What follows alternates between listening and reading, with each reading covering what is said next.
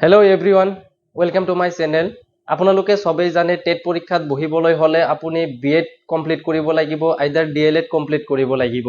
তো যিসকলে graduate complete কৰিছে বিএড কৰিম বুলি ভাবি আছে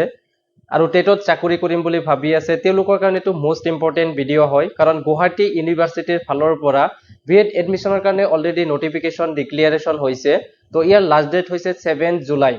তো মই এটো ভিডিওত গোটেইখিনি কভাৰ আপ কৰিছো গোটেইখিনি এটো ভিডিওৰ মাধ্যমত মই বুজাবলৈ চেষ্টা কৰি আছো ইয়াৰ এলিজিবিলিটি ক্ৰাইটেৰিয়া এক্সাম কোনদিনা হ'ব এডমিট কাৰ্ড কোনদিনা ওলাব মই গোটেইখিনি ডিসকাশন কৰিছো ইয়াতে তো আপোনালোকে সম্পূৰ্ণ ভিডিওটো চাই লওক তাৰ পিছত আপুনি যদি এলিজিবল হয় আপুনি যদি চাকৰি কৰিম বুলি ভাবি আছে দেন আপুনি এপ্লাই কৰি লওক প্ৰথমে আপুনি ভিডিওটো সম্পূৰ্ণ চাই লওক Guwahati University B.Ed admission 2024. Guwahati University has announced the Guwahati University B.Ed common entrance test for the admission to the B.Ed program 2024-25 academic session.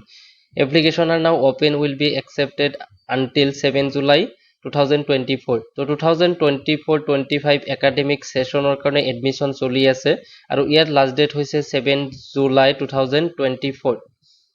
Next hoise important information about program. Guwahati University offered a B.Ed program that process student for teaching roles in school. The program is designed to provide a comprehensive understanding of education and theory and practice. Application period 17 July পৰা start হৈছে 7 July last date আৰু এটো online apply কৰিব লাগিব exam details exam হ'ব 24 জুলাইত exam start হ'ব এটো 100 মাল্টিপল টাইপৰ কোৱেশ্চন থাকিব এটো অফলাইন এক্সাম হ'ব নেক্সট হৈছে বিএড এডমিশন ডিটেইলছ এক্সাম হৈছে Guwahati university B Ed common entrance test course হ'ব B Ed programme academic session 2024-25 university Guwahati university exam type common entrance test duration হ'ব 2 আওয়াৰ্সৰ কাৰণে অফলাইন মোড হ'ব এক্সাম হ'ব 14 জুলাই এপ্লিকেশন মোড হ'ব online तो eligibility requirement of a bachelor degree a candidate must have bachelor degree BA BSc BCom or equivalent from recognized university तो যিকোনো স্ট্ৰিমৰ পৰা আপুনি গ্ৰেজুৱেট কমপ্লিট কৰিব লাগিব মিনিমাম মাৰ্কস হৈছে the minimum required marks for eligibility are 50% in the qualifying degree তো ডিগ্ৰীত আপুনি 50%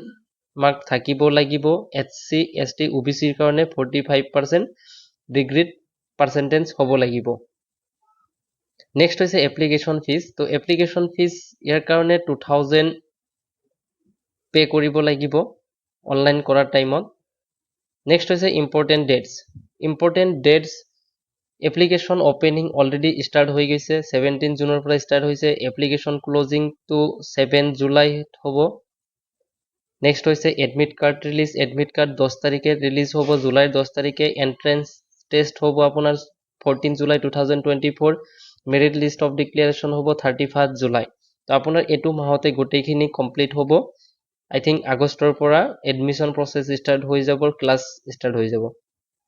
next হৈছে এক্সাম ডিটেইলছ তো টোটাল 100 কোৱেশ্চনছ থাকিব 400 মাৰ্কস থাকিব এটা কোৱেশ্চনৰ এগেইনষ্টত 4 মাৰ্কস থাকিব ডিউৰেশন 2 আওয়াৰ্স থাকিব question type multiple choice question হ'ব ল্যাঙ্গুৱেজ ইংলিশ হ'ব মাৰ্কিং স্কিম এটা কোৱেশ্চনৰ এগেইনষ্টত 4 মাৰ্ক দিয়া হ'ব আৰু নেগেটিভ মাৰ্ক দিয়া নাই এটো মোস্ট ইম্পৰ্টেন্ট হয় এটো আপোনাৰ কাৰণে বহুত ভাল হৈছে নেক্সট হৈছে সিলেবাস জেনাৰেল ইংলিশৰ 120 টা কোৱেশ্চন থাকিব জেনাৰেল নলেজৰ 120 টা নহয় এটো মাৰ্কস থাকিব